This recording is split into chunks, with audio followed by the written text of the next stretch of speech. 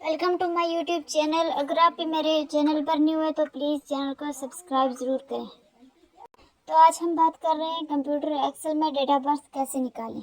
सबसे पहले आपको कंप्यूटर में एक्सेल ओपन करना है। उसके बाद ये फार्मूला जो स्क्रीन पे दिया गया है ये फार्मूला अप्लाई करना है। एक्सेल में आपने डेट ऑफ बर्थ लेके उसके बाद ये फार्मूला अप्लाई करके उसके बाद एंटर कर देना और आपकी जो डेट ऑफ बर्थ है वो आपके सामने निकल कर आ जाएगी।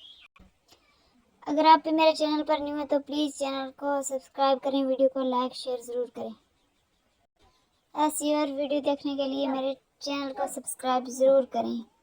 एक्सेल का कंप्यूटर का कोई भी वर्क हो आपको आसानी से मिल जाएगा।